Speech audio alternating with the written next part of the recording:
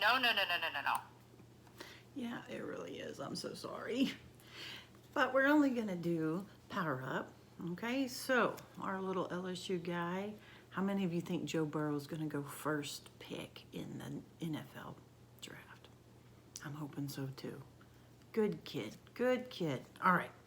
So, in fact, he might even be a Tim Tebow that maybe lasts a little bit longer in the NFL. I don't know. We'll see. All right. We are going to start lesson chapter 77 in math. And what we're looking at is mass and weight. Well, here we go.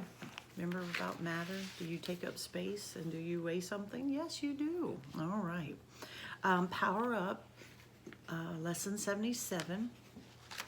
You'll need to complete that. All the facts, the mental math, and the problem solving. So you can pause this, get that done. Shouldn't take you more than 5 minutes. That's all I give you when we're in class, remember? Unless I was like a sucker and then gave you, please, Miss Taylor, please give us more time. Whatever. Okay. Now you've unpaused me. It's talking about a new concept, which is not new to you, but in the United States, we use things as measurements of weight, of ounces, pounds, and tons. But we also know that in other countries, they'll use the metric system, all right? So we are going to take the two and compare them. So we know that 16 ounces equals 1 pound. So if you get like a 16-ounce steak, that's a whole pound of steak. If I have 2,000-pound pet cow, then that cow is the same as 1 ton. He weighs 2,000 pounds. We call that 1 ton. Okay. So there's different things or different types of measurements that we use to measure things, such as if I have a box of cereal. Now, if I have a box of cereal, I'm not going to use pounds or tons to measure it. No, you're going to use ounces, okay? If it's a person, no, you won't use tons. Be nice. You would use pounds. You weigh so much per pound, or this is how much you weigh in pounds. All right, now a car, heavy equipment, what else? Tractors, large animals, okay? You would measure that in tons, okay? So those are the different ones that we would use. So let's look at example number 1 real quick. It says Mallory's book weighs about 2 pounds. 2 pounds is how many ounces? Okay, it's about 2 pounds. So we're going to say 16 times 2, 32. Very good. You would say 32 ounces. All right. What if the rhinoceros, again, the big animal, right, weighed 3 tons? That's huge. How many pounds does that rhinoceros weigh? Well, 3 tons. Well, I know 1 ton is equal to 2,000. So I would say 2,000 times 3, that would give you 6,000 pounds. Keep your little pet rhinoceros in your own yard. Don't bring him over to play. I don't want to play. Biscuit will not know what to do with him, okay? All right. There is an activity sheet that I have that I was going to email you guys, but without a scale and without me doing it with you, I'm just not sure how to accomplish it. And basically, it's doing what we're doing right now. You're comparing as to what you would use for measuring, right? So let's jump on to,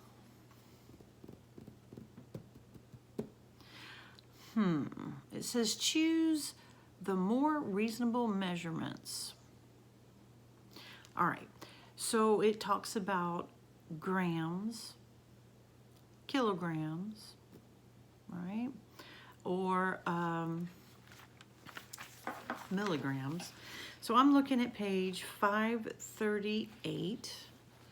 That's the beginning part of lesson 77, 538. If I have a pair of shoes, Okay, would I measure them? And that's is where it's asking you if you would use what metric measurement that you would use, okay? So, Dolores's rabbit has a mass of 4 kilograms. Well, 4 kilograms is about how many grams? Okay, well, if the rabbit weighs 4 kilograms, I know kilo means 1,000, so what's 4 times 1,000? 4,000 grams, right? So if I'm looking at this, a pair of shoes, I'm going back to example 3. A pair of shoes is either 1 gram, which is like a raisin, or 1,000 raisins, right? I don't know how much 1,000 raisins, but I would measure the weight of my shoes in 1 kilogram. How about a cat? Well, your cat's not going to weigh 4 raisins, is it? No. Your cat's going to weigh 4 kilograms, or how many grams? 4,000. Good. All right, how about a quarter? Just a coin. That would be 5 grams. So if you had about 5 raisins in one hand and 1 quarter in this hand, you might eat the raisins and flip the coin, and it's what? Heads. See where we're going with this? I want us to complete lesson practice, and we're going to do A through K, and we'll do it together. I'm trying to think the best way to do it. I think we can talk through some of it, and you would be able to determine which is the correct, reasonable measure or measurement of the weight or mass of an object, okay? So let's look at lesson practice, page 539, letter A. Dave's pickup truck can haul a half-ton of cargo. How many pounds is half a ton? 2,000 divided by 2. 1,000 pounds. That would be your answer. Don't forget, the abbreviation for pound is LB. Why? I don't know. It just is what it is. We're using it, okay? B, the newborn baby weighed 7 pounds and 12 ounces. The baby's weight was how much less than 18 pounds? Okay, remember, 8 pounds. Did I say 18? Okay. So I know that 1 pound is equal to 16 ounces, or vice versa, right?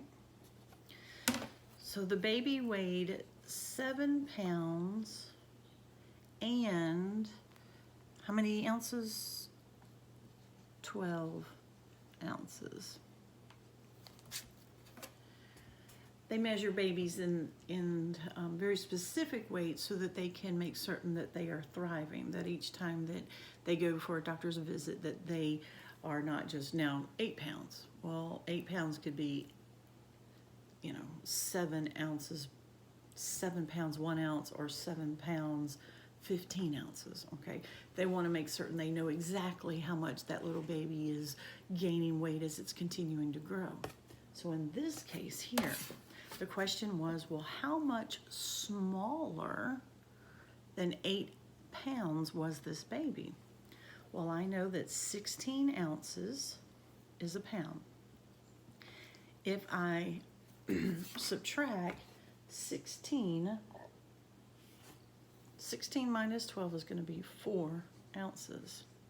So once that baby reaches 7 pounds, 16 ounces, he is then 8 ounces, right? But right now he is 4 ounces shy of being 8 pounds. Okay. Tennis ball. Would it be 57 grams or 57 kilograms? 57 grams. D.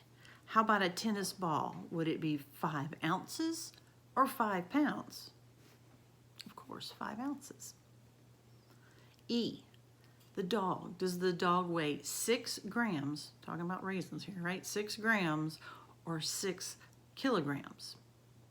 6 kilograms. All right, how about the dog in American dog here? This dog weighs 11 ounces or 11 pounds. 11 pounds. That's the normal size of a dog. Not Germs the dog, the invisible dog. No. All right. G, a bowling ball. Now, I guess that depends on what size bowling ball you use when you go bowling, but here, is it 7 grams or 7 kilograms? It'd be 7 kilograms. But how about in American measurement, 13 ounces or 13 pounds? 13 pounds is typically the ball that an adult uses. I try to go smaller, but my thumbs are kind of big, so yeah, kind of wimpy arms. You know, I don't like my wrist lugging this 15-pound ball, and it like sounds like it's going to crack the floor when it hits, right? All right, letter I. 7 pounds is how many ounces? Well, remember how many ounces were in a pound. Remember? 16. Okay, so if they give me a measurement in pounds and they want me to figure out what it is in ounces, I would just multiply. So I would take 16. They want to know how many ounces are in 7 pounds. So when I multiply, what is 6 times 7? 42. Good answer. Carry my 4. 7 times 1 is 4. 7 times 1 is 7 plus 4. I need another cup of coffee. My goodness, where did I get that from? All right, is 11. Oh, poor Miss Taylor. All right. That is correct. 112 ounces. You would have multiplied to figure it out. Which depends on the force of gravity. Now, the force of gravity is what keeps us from floating up in the air, right? So the weight of an object is what keeps us, what gravity grabs a hold of. That's why the older you get, you're like, oh, gravity, you're killing me. You literally are killing me. I'm like stuck to the ground even further. Things are starting to sag because you're pulling me down, gravity, okay? So you would answer letter J, which depends on the force of gravity, weight, okay? Now, K, Nancy had 4 pounds of peaches. To make a peach cobbler, she needs 24 ounces of peaches. After making the cobbler, how many ounces of peaches will Nancy have left? So she has 4 pounds of peaches. So what do we need to do? We need to convert that to ounces. That's right. So you would take 4 pounds times 16 ounces, right? So 6 times 4, 24. 4 times 1 is 4 plus 2 is 6. So how many ounces of peaches does she have? 64 ounces, okay? But then it says she'll need 24 of those ounces to make this cobbler, which is delicious with vanilla ice cream. Man, I could have some peach cobbler with another cup of coffee. Doesn't that just sound wonderful? I should open up just a cafe. That's what I really should do. Okay. I have 64 ounces or 4 pounds of peaches. I need 24 ounces to make this dessert. How many ounces of peaches will she have left? Well, obviously, if I take 64, which is what I have, and I subtract the 24 that I need to make my dessert, what am I going to have remaining? Yes, 40 ounces. Now, some of you who are little math whizzes, if you want to go ahead and complete lesson 77, that's up to you. I'm going to stop here and we're going to work half the the problems tomorrow and then half the problems on Friday, and you'll also have like a facts quiz on Friday. All right? Yay for math. You gotta love it, especially fractions.